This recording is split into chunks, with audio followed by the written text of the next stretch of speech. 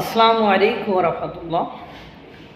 Doctor Mohammad ইউনূসকে সাস থেকে শেষ পর্যন্ত নির্বাসিত লেখিকা তসলিমা নাসরিন বাংলাদেশ ও ডক্টর ইউনূস ইস্যুতে নোবেল কমিটির উদ্দেশ্যে একটি চিঠি লিখেছেন, পোস্ট করেছেন ফেসবুকে ইংলিশে। আম জনতার সুবিধার্থে এটির বাংলা অনুবাদ আপনাদেরকে পড়ে শোনাচ্ছি, একটু শোনেন। ডক্টর মোহাম্মদ ইউনূস সম্পর্কে তসলিমা নাসরিন নোবেল কমিটির কাছে কি লিখেছে বলছে, নরওয়েজিয়ান নোবেল কমিটি, আমি জানি যে একবার নোবেল শান্তি পুরস্কার পেলে তা ফেরত দেওয়া যায় না, কিন্তু ব্যতিক্রম পদ্ধতিতে পরিস্থিতিতে তা সম্ভব কিনা তা বিবেচনা করুন। আপনি বাংলাদেশের মোহাম্মদ ইউনূসকে নোবেল শান্তি পুরস্কার প্রদান করেছেন, কিন্তু তিনি শান্তির জন্য একটু কাজ করেননি।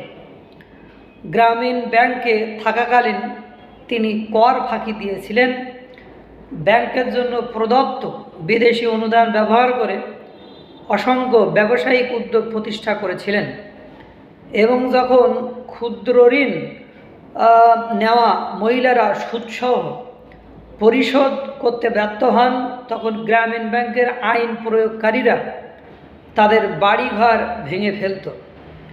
এখন তিনি জিহাদি জঙ্গিদের সাথে জোট বেঁধে বাংলাদেশে অবৈধভাবে ক্ষমতা দখল করেছেন।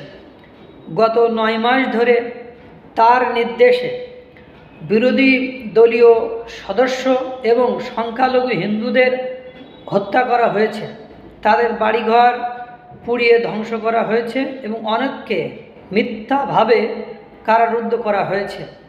তিনি দেশের ইতিহাস জাদুঘর ভেঙে ফেলেছেন এবং বাঙালি বীরদের মূর্তি ভেঙে ফেলেছেন।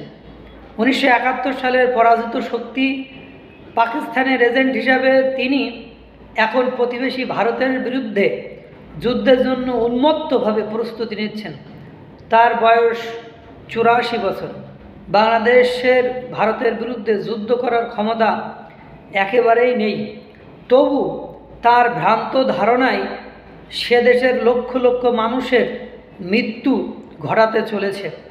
জিহাদি জঙ্গিদের আক্রমণের কারণে শিল্প কলকারখানা বন্ধ হয়ে গেছে, অর্থনৈতিক অবস্থা ভয়াবহ হতে চলেছে, কিন্তু ইউনূস কোনো উদ্বেগ দেখাচ্ছেন না। তিনি নির্বাচনও করতে চান না। তার সহযোগীরা জাতিকে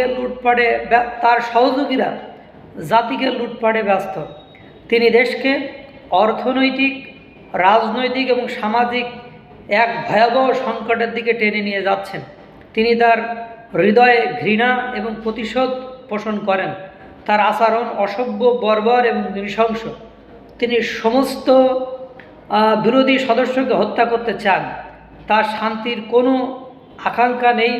এই 9 মাসে একদিনের জন্য দেশে শান্তি আসেনি, আর আপনি তাকে নোবেল শান্তি পুরস্কার প্রদান করেছেন। দয়া করে তার নোবেল পুরস্কার ফিরিয়ে নিন। শান্তির পক্ষে একটি নজির স্থাপন করুন। আন্তরিকভাবে তসলিমা নাসরিন। এখন কথা হলো, যে কথাগুলো লিখেছে সে কথাগুলো আপনার ফেলে দেওয়ার মতো কিনা সেটা আপনারা বাংলাদেশের প্রেক্ষাপট বিবেচনা করলেই দেখবেন। যখন বঙ্গবন্ধু শেখ মুজিবুর রহমানের বাড়িটি বা জাদুঘরটি ভেঙে ফেলা হয়েছিল, তখন সরকার থেকে কোনো উদ্যোগ নেয়নি। ওরা ঘোষণা দিয়েই এসে ভেঙে ফেলেছিল। তারপর তৌহিদি জনতা বিভিন্ন সময় বিভিন্ন স্থানে বিভিন্নভাবে ভাঙচুর, লুটপাট করছে।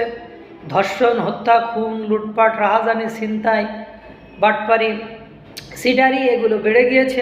আপনারা জানেন, বর্তমান যারা ক্ষমতায় আছে তারা যদিও মুখে মুখে নতুন বন্দোবস্ত, ফ্যাসিবাদ মুক্ত, লুটপাট মুক্ত, দুর্নীতিমুক্ত সমাজ, দেশ, জাতি গঠনের কথা বলছে, কিন্তু তারাই আগের সরকারের চেয়ে লাগামহীন গতিতে তারা এই কর্মকাণ্ডগুলোই, এই অপকর্মগুলোই তারা করে যাচ্ছে। এবং ডক্টর মোহাম্মদ ইউনূস সাহেব একেবারে নীরব দর্শকের ভূমিকা পালন করছেন। তার পক্ষ থেকে সেই ধরনের কোনো পদক্ষেপই নেওয়া হচ্ছে না। এর পাশাপাশি আমাদের দেশ ভারত নজরদারি, চারিদিকে নজরদারি শুরু করেছে, বিএসএফের পরিমাণ বাড়িয়ে দিয়েছে, কারণ তারা মনে করছে পাকিস্তানের বন্ধু রাষ্ট্র বাংলাদেশ, তারা পাকিস্তানের সাথে ভারতের যেহেতু একটা খারাপ পরিবেশ পরিস্থিতির সৃষ্টি হয়েছে, যুদ্ধ ভাব অবস্থা, সেক্ষেত্রে বাংলাদেশ অঘটন ঘটাতে পারে, এইভাবেই তারা বাংলাদেশের সাথেও যুদ্ধের একটা প্রস্তুতি গ্রহণ করে রেখেছে এবং বাংলাদেশকে কখনোই তারা মিত্র বা বন্ধু রাষ্ট্র হিসাবে গ্রহণ করতে পারছে না। তসলিমা নাসরিন নিষিদ্ধ ঘোষিত, বাংলাদেশের নিষিদ্ধ ঘোষিত একজন লেখিকা, তিনি নোবেল কমিটির কাছে এই দাবি উত্থাপন করেছেন। এটা তারই বক্তব্য আপনাদেরকে শোনালাম। আল্লাহ তাআলা সকলকে ভালো রাখুক, সুস্থ রাখুক। আসসালামু আলাইকুম ওয়া রাহমাতুল্লাহ।